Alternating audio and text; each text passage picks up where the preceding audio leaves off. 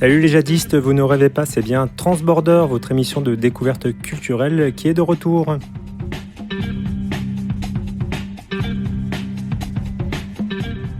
J'ai pris un peu le temps pour cette nouvelle émission, c'est vrai, mais vous en avez maintenant l'habitude, hein, d'une émission à la périodicité très aléatoire. Toire dans les Deux-Sèvres ? Non, alors je vous rassure, on ne va pas faire une émission sur les Deux-Sèvres. Bon, il y a peut-être des choses intéressantes, hein, comme la mythique scène émocore niortaise des années 90.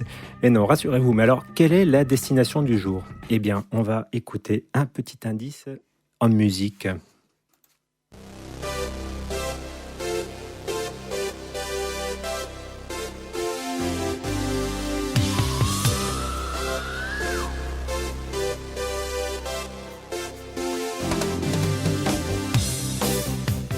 Alors, je vous vois venir, petit canaillou, vous avez reconnu Jump de Van Halen et vous vous dites, ma foi, il fait une émission sur Marseille. Et oui, en effet, Jump était depuis les années 90 l'hymne qui retentit dans le stade Vélodrome à l'entrée des joueurs. Mais non, il y avait un piège. Alors, enlevez-moi cette bouse là, voilà déjà, ça sera mieux comme ça. Autre indice en musique, cette fois avec Mathieu Bogaerts.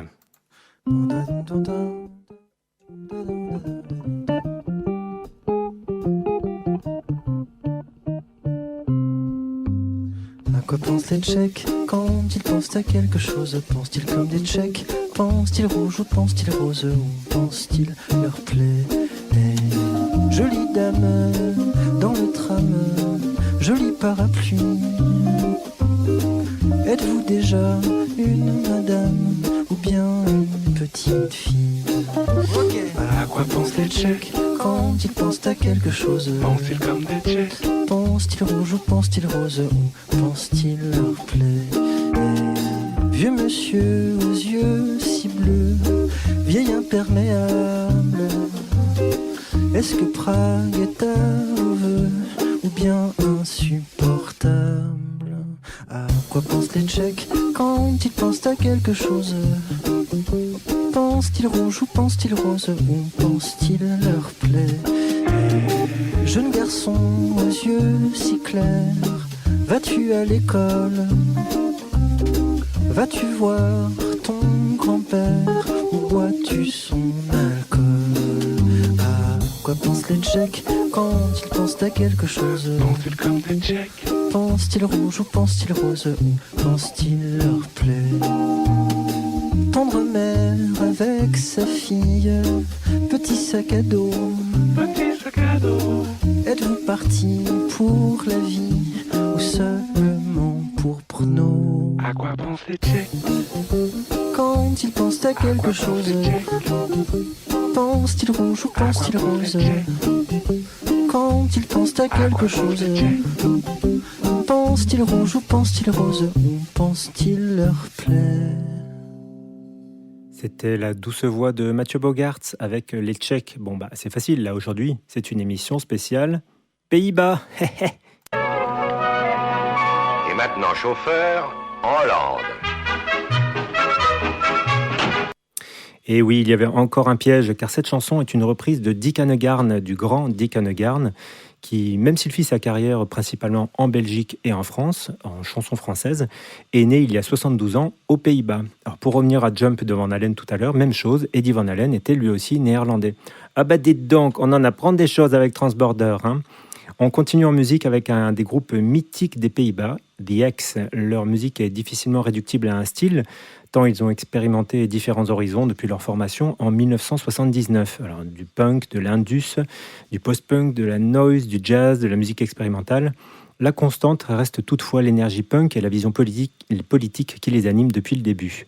On écoute un extrait de leur album de 1983, Dignity of Labour. Pas vraiment un album d'ailleurs, mais plutôt l'assemblage de 4 maxi, retraçant l'ascension et la chute d'une usine de papier de la ville de Wormer. L'album est partiellement enregistré dans les décombres de l'usine, avec la volonté de reproduire les bruits industriels. Horrible sensible, rassurez-vous, cela ne dure pas longtemps.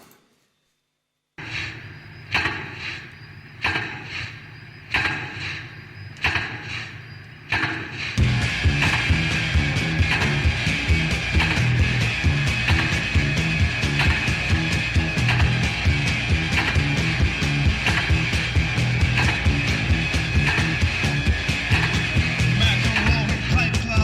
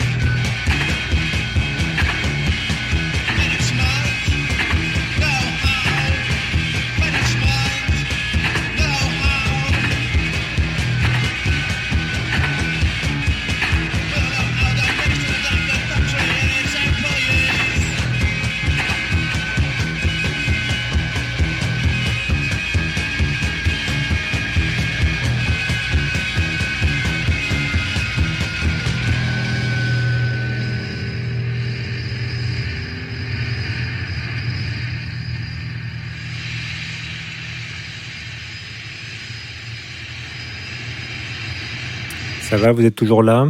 C'était Choked Out partie 3 du groupe néerlandais The X, tiré du coffret, appelé Dignity of Labour, dignité du travail, mais aussi dignité de la classe ouvrière. Un coffret, disais-je, car avec The X, on est très loin d'une production traditionnelle de disques avec composition, studio, maison de disques, promo, etc. Le groupe est issu du mouvement punk et ils en ont gardé le meilleur dans leur pratique, une exigence et une intégrité, tant artistique que politique, qui perdurent depuis 1979. Ils sortent plus des projets artistiques multiformes que de simples disques, à la manière de ce que fera Factory Records à Manchester, où tout est pensé, la musique, mais aussi l'iconographie et la distribution. Le nom, par exemple, est choisi court pour être facilement reproductible en tag, avec un logo stylisé à la manière des Dead Kennedys. The X expérimente aussi d'autres manières de diffuser leur musique au service d'un projet artistique et politique plus global. En 81, par exemple, les membres du groupe squattent la villa Zoe de Wormer, la superbe villa du patron de l'usine de papier de Wormer, pour la sauver de la destruction. Ils distribuent des brochures accompagnées d'un disque gratuit autour du village, expliquant pourquoi la villa ne doit pas être détruite. En 91, leurs abonnés reçoivent tous les 2 mois un disque unique avec des extras, avec des affiches et des brochures. Chaque numéro est consacré à un thème spécial et la musique va du folk au rock en passant par le jazz ou le rap. Pour Dignity of Labour en 83, le coffret comprend une affiche avec une photo de l'usine de papier où a été enregistré le disque et un livret retraçant sous la forme d'un fanzine l'histoire de cette usine, de sa fondation à sa destruction et récit de la grève avant sa fermeture. Leur engagement politique dans la lignée anarchiste est permanente. Soutien au squat, antifascisme, ils feront un album qui s'appelle Destroy Fascism en collaboration avec les Anglais de Chumbawamba en 87, soutien aux grèves de mineurs, aux Kurdes, aux Palestiniens, etc. La formation a connu de nombreux départs et arrivées avec une production impressionnante d'albums, de maxi, de singles, sans jamais s'enfermer dans un style, en perpétuelle recherche et en collaboration avec de nombreux artistes musicaux ou visuels, avec, comme je disais, exigence artistique et politique. Leur plus gros succès reste l'album de 1994, Scrabbling at the Lock, issu d'une collaboration avec le violoncelliste états-unien Tom Cora, dans un registre entre rock, jazz et musique expérimentale. Des groupes comme Fugazi et Sonic Youth, excusez du peu, les considèrent comme une influence majeure. On passe à un tout autre registre avec un autre groupe néerlandais magnifique, The Nits.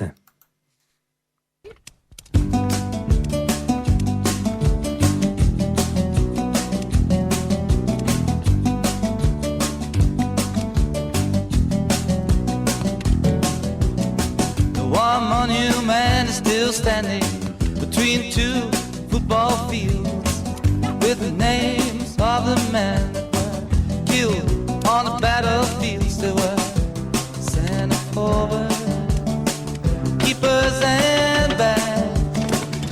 They thought they would win.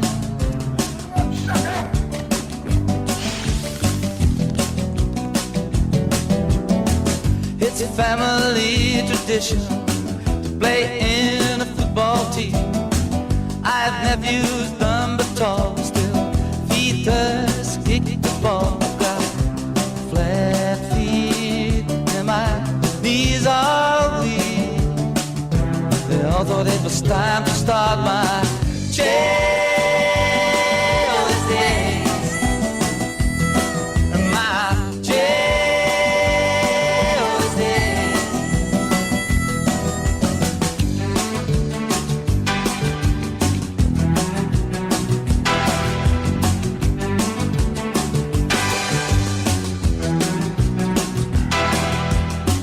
Last war in this country, the fighting lasted 4 days.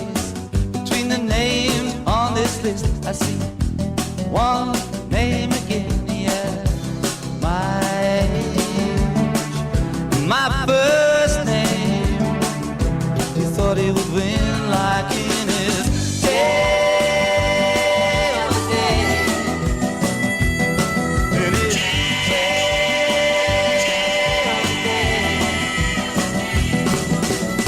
They had too many boys who wanted to be in a team. So in one day, in one match, you had to prove your ability. I was knocked out. The real disgrace. A break with the family tradition in my jail days. My jail days.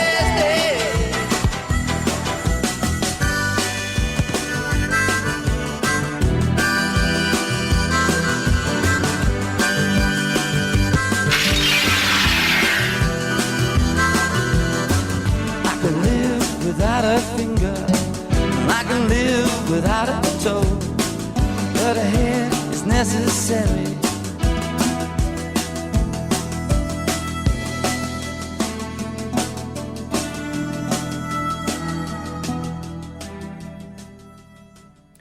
Vous êtes sur Jade FM à l'écoute de Transborder, une émission consacrée aujourd'hui aux Pays-Bas.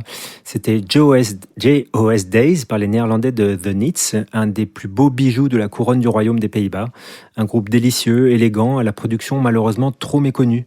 Qualifié par la presse de secret le mieux gardé de la pop ou de Beatles néerlandais, Nits ou The Nits ont été fondés en 1974 dans un squat d'Amsterdam. On ne dira donc jamais assez la vertu des squats.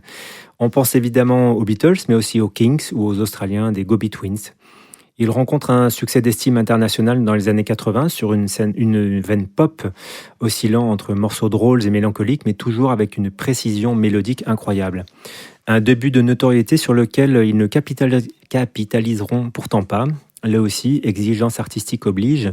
Ils décident de changer de registre et de s'orienter vers une pop plus introspective au début des années 90. Le groupe connaît lui aussi des allées et venues, des retours, notamment le claviériste Robert Jan Stips. Avec un peu de turbulence à la fin des années 90, le groupe continue ses expérimentations et sa petite orfèvrerie pop au XXIe siècle.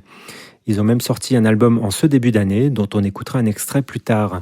Pour leur petit pas de côté, dont vous avez l'habitude, on écoute Mickey 3D, oui, le groupe français avec leur titre de 2004, Johnny Rep.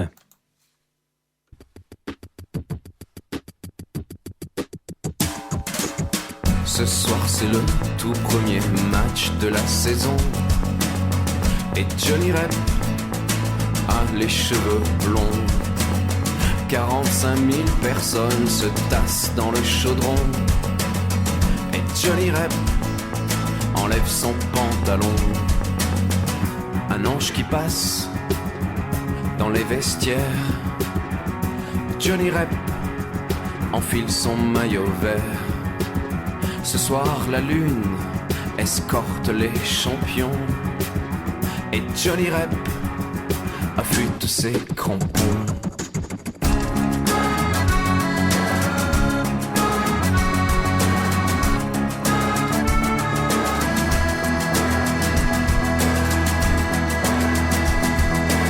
Ce soir la foule n'en peut plus de chanter et Johnny Rep évite les croche-pieds.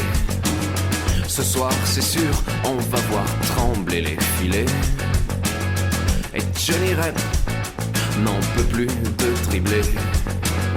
Ce soir on joue à la maison et Johnny Rep demande le ballon. Ce soir la pluie trempe les blousons mais Johnny Rep a marqué, c'est bon.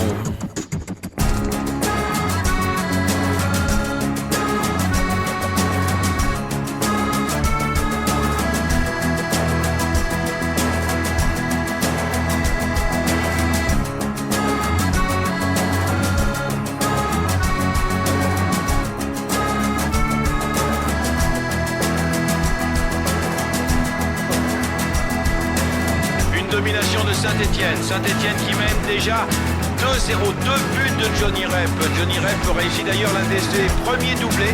Johnny Rep qui récupère le ballon en position d'arrière droit. Un Johnny Rep extrêmement défensif. Il laisse le ballon en retrait à Christian Lopez. Christian Lopez qui remet en retrait à Jean Castaneda. Castaneda qui relance immédiatement pour Gérard Janvion. Janvion qui change complètement de côté, qui donne à Gérard Farison. Gérard Farison à destination de Jacques Santini. Santini à Michel Platini. Michel Platini en profondeur pour Johnny Rep. Johnny Rep seul devant le gardien au point de pénalty. Et Johnny Rep qui marque le 3e but de l'équipe de Saint-Étienne. Il reste 8 minutes à jouer. L'équipe de Saint-Étienne est évidemment qualifiée pour le prochain tour de la Coupe de l'UEFA. Les Stéphanois qui mènent 3-0. 3 buts de Johnny Rep.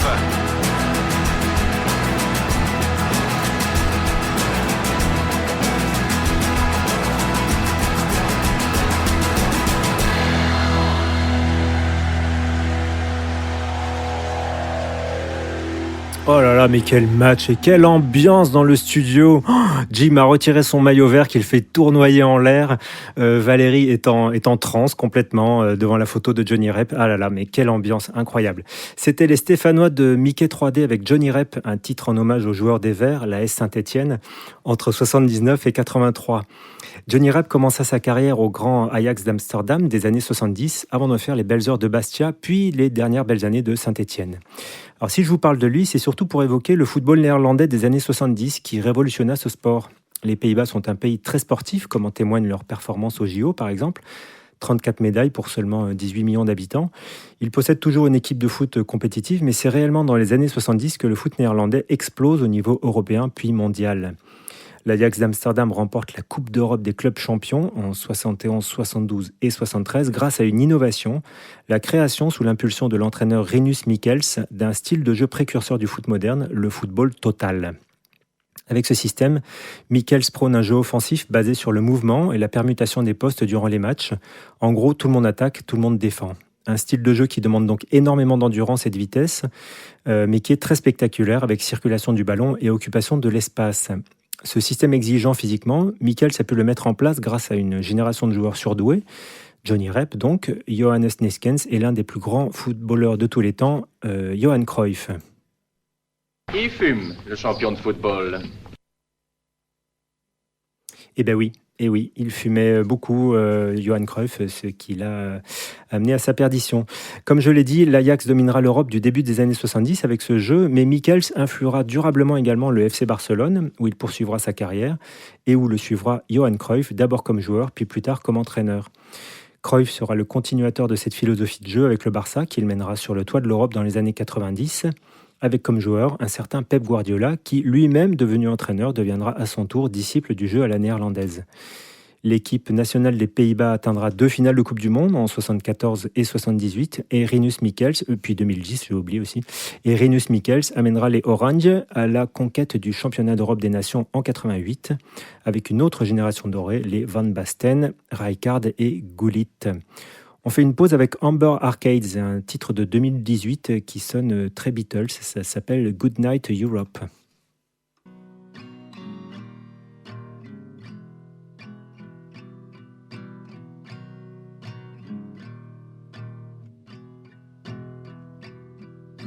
Good night, Europe.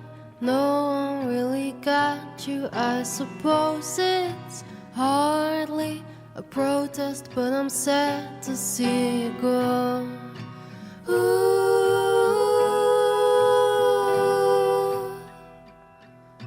Europe, I'm sorry. They boarded all your windows and your doors now.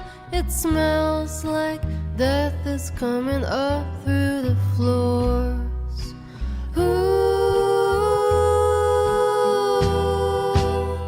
it's hard to feel like you're alive. Maybe we might as well be blind. It's hard to tell right from wrong. I guess we kinda knew it all along.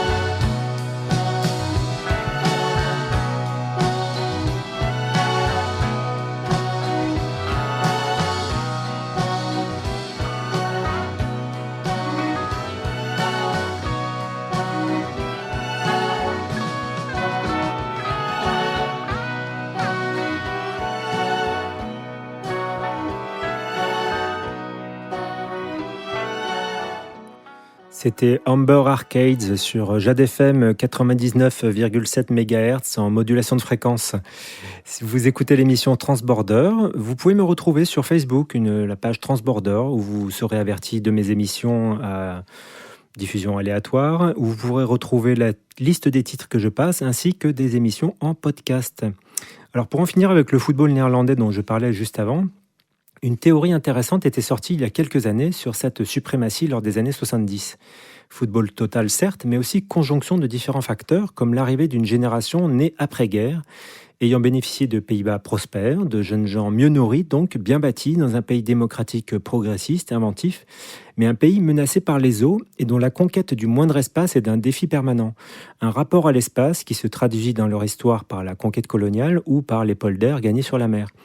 Cette théorie émettait donc l'idée que tous ces facteurs avaient infusé en quelque sorte dans cette nouvelle philosophie de jeu basée sur la conquête du terrain, alliée à un moment de l'histoire où les qualités physiques étaient exceptionnelles. Intéressant. Allez, un peu de la musique avec une reprise.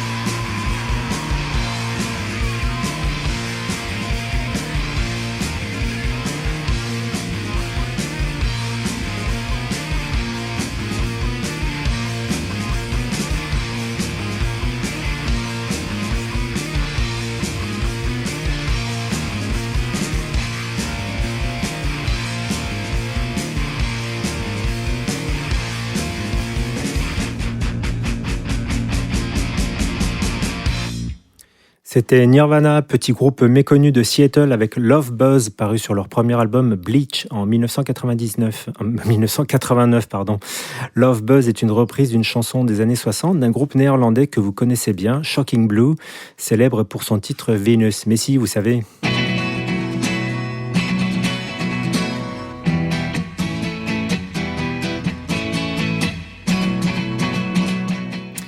Voilà, c'était une reprise donc de Love Buzz qui à l'origine était chantée par Shocking Blue. Il y eut une petite scène rock sympathique dans les années 60-70 qui jouèrent tous les styles de cette époque, du rock classique à la Stones avec The Baroques, grosse scène folk travaillant sur des mélodies populaires avec le groupe Deirdre, une scène hippie, prog rock avec Focus, et plus tard une très belle scène punk dont on va écouter un des éminents représentants, The Rondos.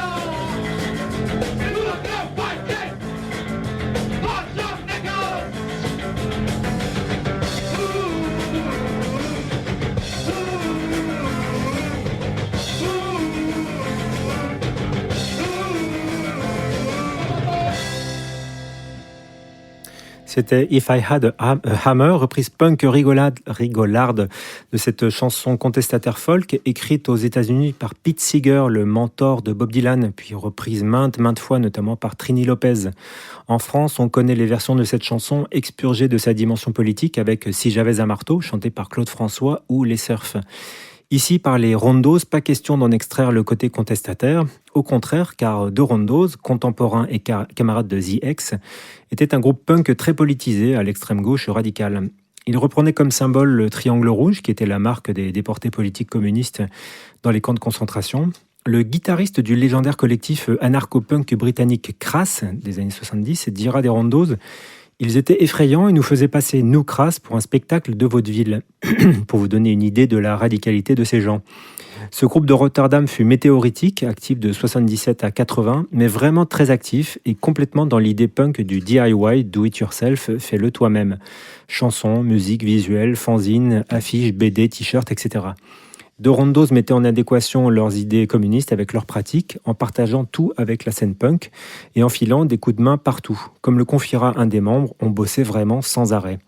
Il y aurait beaucoup à dire sur The Rondos, notamment leur désaccord avec Crass et une partie de la scène britannique, mais il me faudrait une émission entière, pourquoi pas, sur le punk. Je précise juste qu'une partie des membres de Rondos officiera également dans The X. Place à la musique avec Tim Van Tol.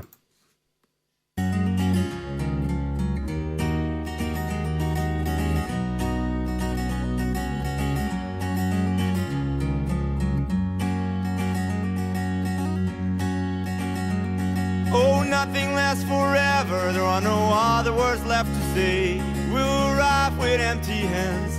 We will fail the mass we fade till it overflows.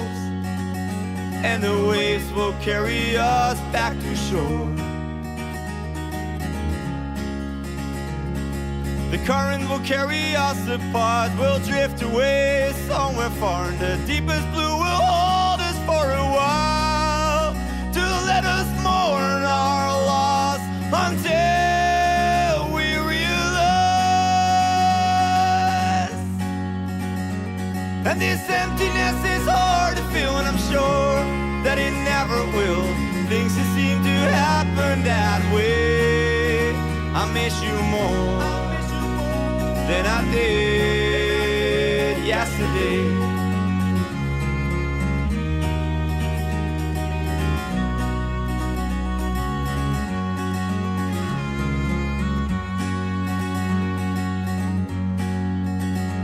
Well, the simple smile you gave last night reminds me of the better times. The morning left me empty but relieved. Please let this day go by and meet again somewhere when I'm asleep. And this emptiness is hard to feel, and I'm sure that it never will. Things just seem to happen that way. I miss you more than I did yesterday.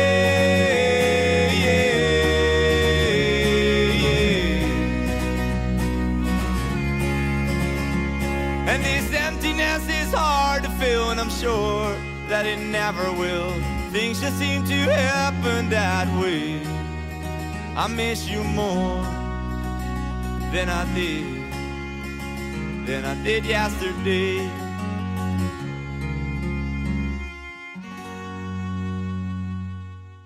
C'était le chanteur folk Tim Van Tol avec Bitter Morning Taste, un chanteur folk avec également un répertoire plus rock avec un côté cowboy fringant ou Billy Bragg. Qu'est-ce qu'il dit? Que c'est trop cher. C'est un Écossais? Penses-tu? Pays-Bas. Un chéri, Néderlande. Oui, il est bien néerlandais. On va un peu parler peinture maintenant, ce qui est très pratique en radio, n'est-ce pas?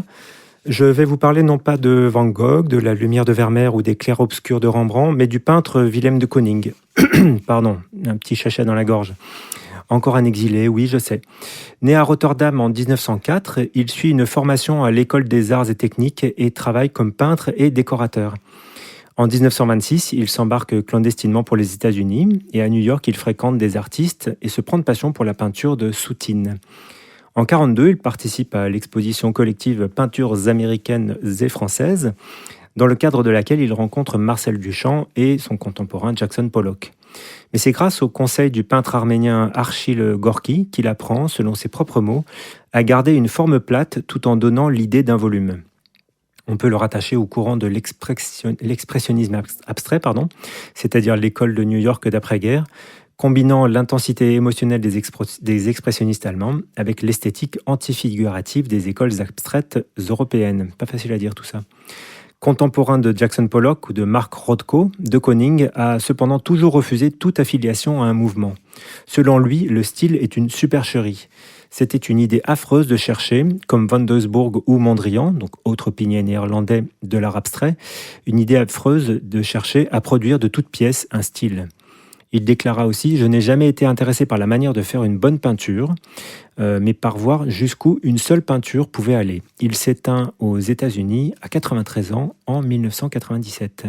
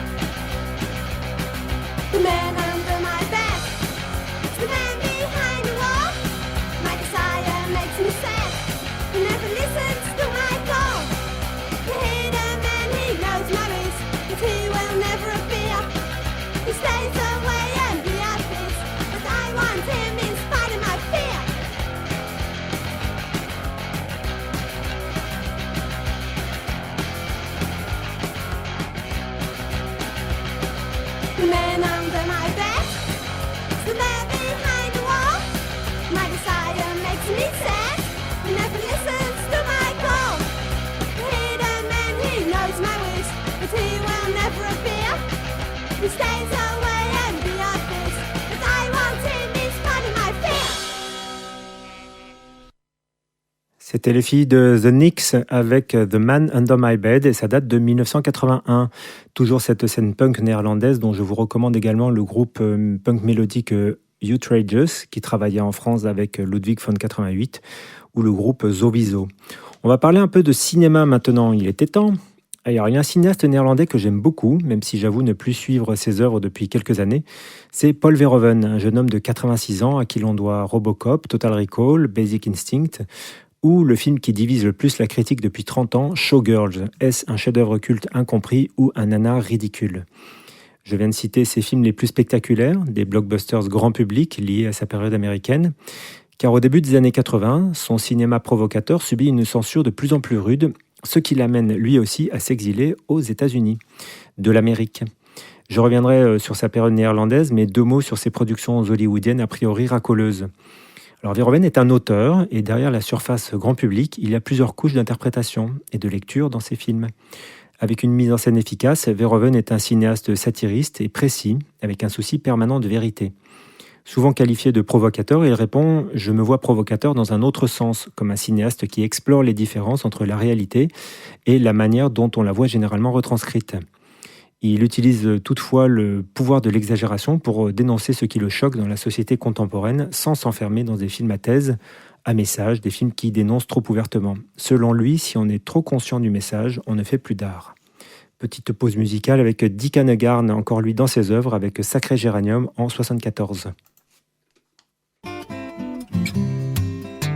Sacré géranium, tu sens bon la terre et toi aussi l'anémone. Tu lis peu, je te préfère, puis de toute façon, vous sentez tout bon, vous êtes toutes belles, mesdamoiselles.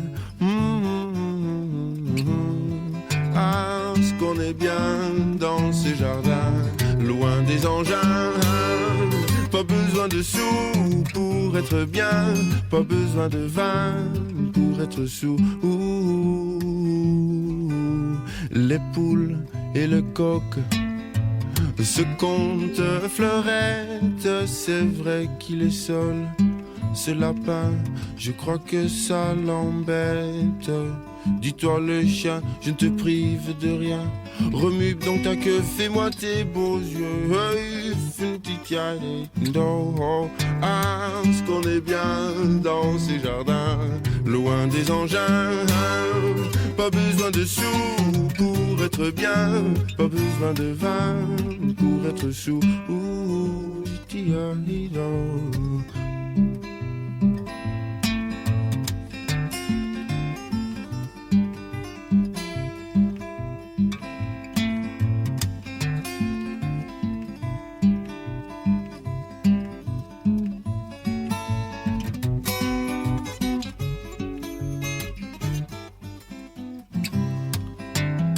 Ce qu'on est bien dans ces jardins, loin des engins. Pas besoin de sous pour être bien, pas besoin de vin pour être chou. C'est vous les légumes, enfin je présume, vous n'êtes pas reconnaissables. Il faut vous dire que l'hiver vient de partir, le temps est encore variable. Un coup d'arrosoir avant la tombée du soir, un coup de râteau autour des poireaux. Ah, ce qu'on est bien dans ces jardins, loin des engins. Pas besoin de sous pour être bien, pas besoin de vin pour être chou.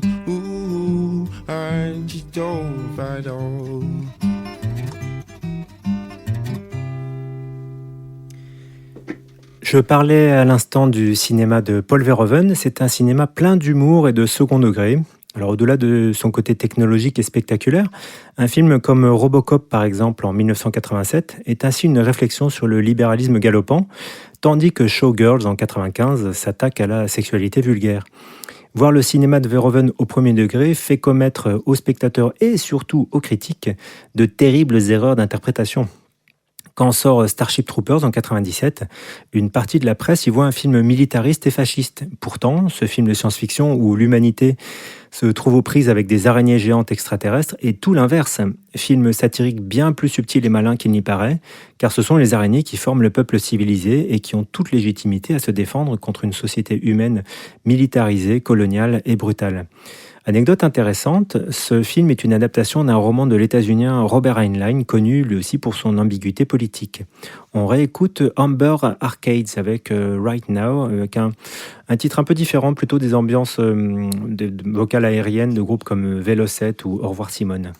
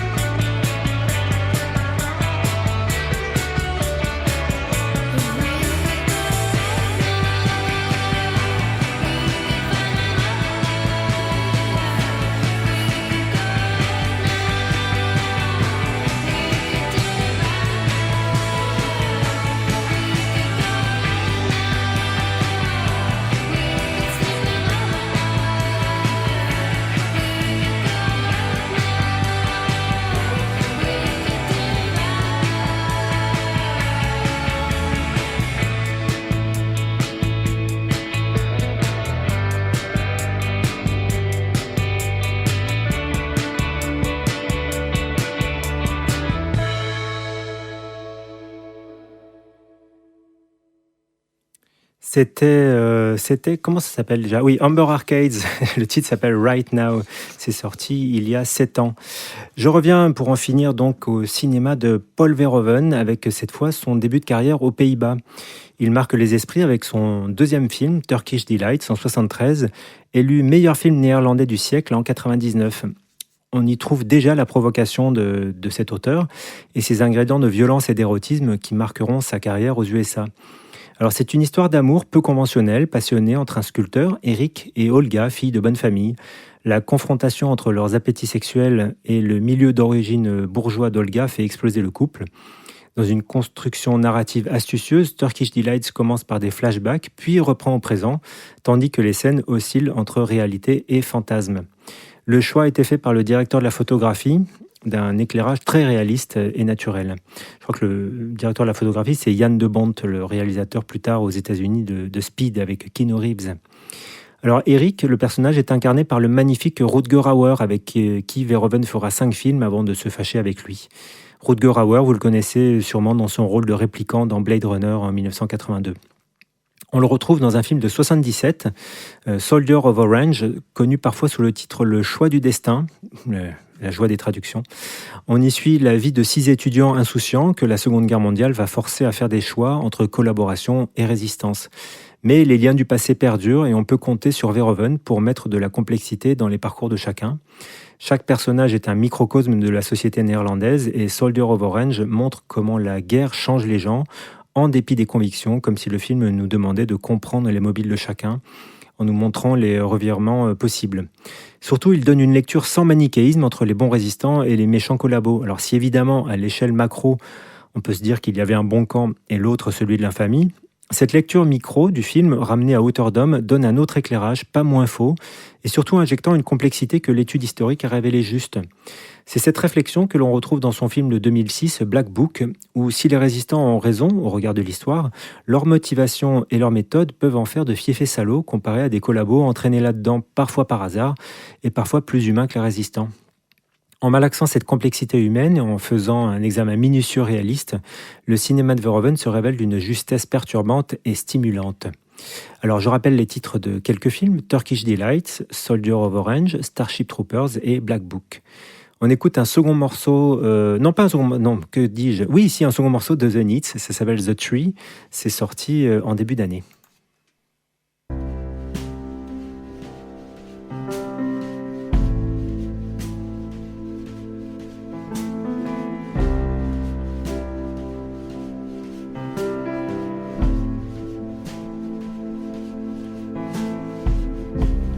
Changing my leaves like you change your heart. Red in the autumn for jealousy and falling apart.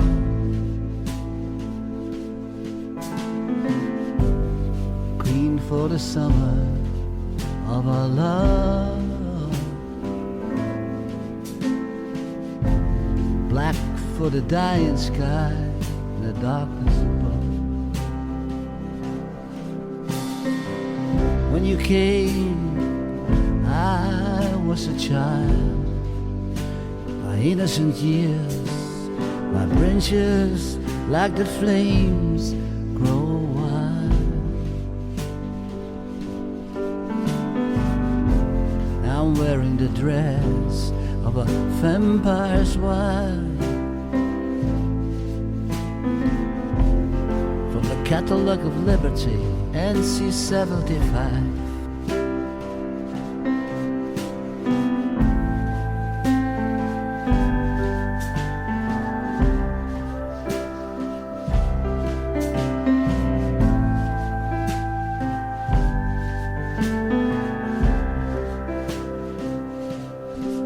When I'm looking through the window of your eyes, to your innocence and your beauty and all the things that I never forget in my life.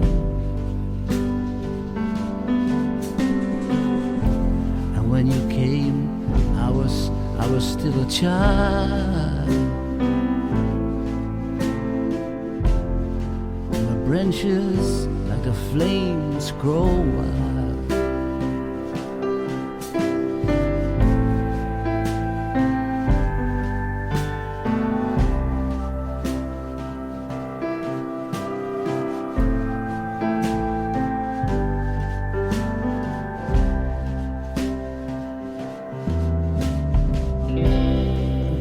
My leaves like you change your heart.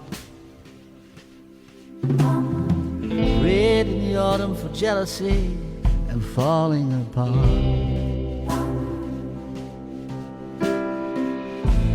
Green for the summer of our love. Black for the dying sky.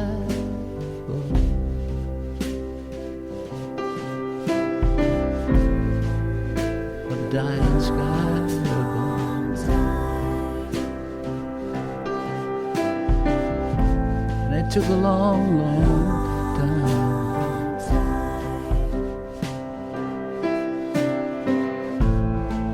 It took a long, long time.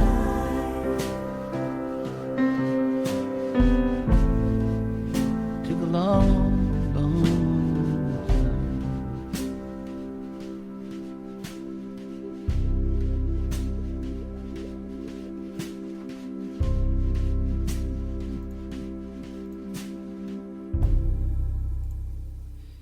C'était The Tree par The Nits, le groupe mythique dont je vous avais déjà parlé. Un peu de douceur dans cette émission pleine de fureur et dans ce monde fou. Alors j'ai déjà parlé plus tôt, mais laissez-moi vous citer quelques extraits d'articles montrant le caractère culte de ce groupe qui aurait mérité une carrière à la hauteur de son talent. Stéphane Davet, dans Le Monde en 2014, écrit « Éternelle énigme, pourquoi les Nits ne sont-ils pas aujourd'hui l'un des groupes les plus célèbres au monde ?» Noémie Lecoq dans Les Inrocks en 2012. Amour éternel pour ces Hollandais désormais en trio, après une vingtaine d'albums à l'élégance inaltérable. Même dans le dépouillement, les Nits ne se débarrassent jamais de leur raffinement, incapables de réprimer de ci de là quelques enluminures à la feuille d'or. Christophe Comte, toujours dans Les Inrocks, trop excentrique, discret, intelligent sans doute. Les Nits sont les Beatles miniaturistes d'une Europe multilingue, lettrée et rêveuse, qui reste à l'état de fantasme. Et enfin, Franck Colombani du Monde en 2018. Choyé par la critique, méconnu du grand public, mais maintenant ce n'est plus le cas pour vous, chers auditeurs de Jade. Les Nits demeurent un des secrets les mieux gardés de la pop, une pop singulière, poétique et affranchie qui n'a de cesse de se remettre en question depuis leur début. Alors cette émission touche à sa fin. Alors je sais que comme toutes les autres, elle est loin d'être exhaustive, il manque plein de choses, Spinoza, Erasme, les dessinateurs Willem ou Kamagurka, le cinéaste Alex van Warmerdam, mais surtout en musique, car les Pays-Bas sont en effet un des centres névralgiques de la musique électro, avec entre autres le mouvement Gabber, et je n'en ai rien passé. Peut-être l'occasion de combler ce manque lors d'une prochaine émission. Il me faudrait également combler le manque en musique noire, soul, hip-hop, mais aussi des musiques influencées par les colonies et territoires antillais néerlandais. Alors je vous dis à très bientôt, je n'espère pas attendre 5 mois encore une fois, comme promis. À bientôt sur Jade FM, d'ici là rendez-vous sur ma page Facebook Transborder, bisous. On se quitte avec un morceau en néerlandais.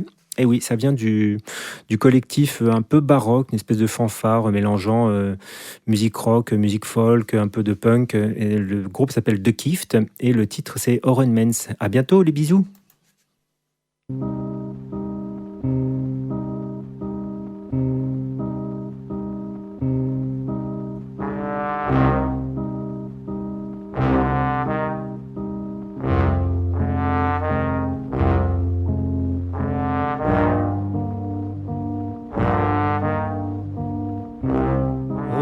Had ik niet ooit een echt mens aangekeken.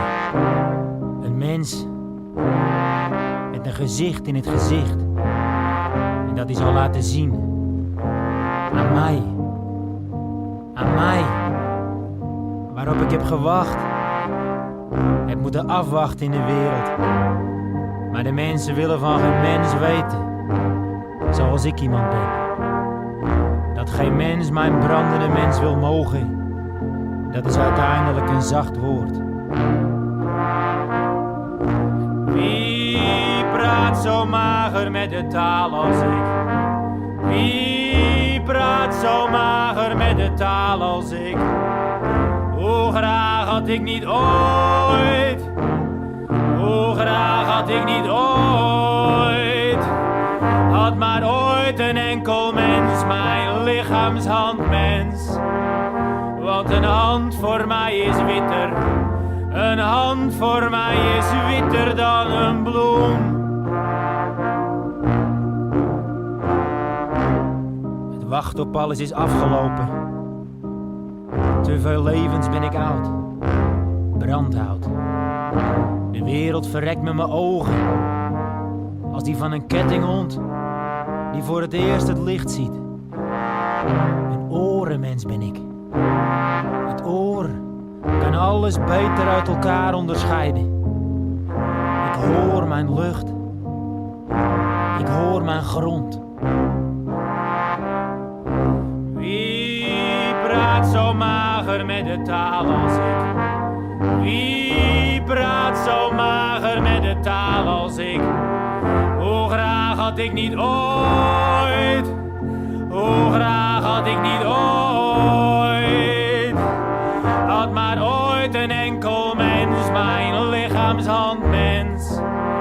Want een hand voor mij is witter, een hand voor mij is witter dan een bloem.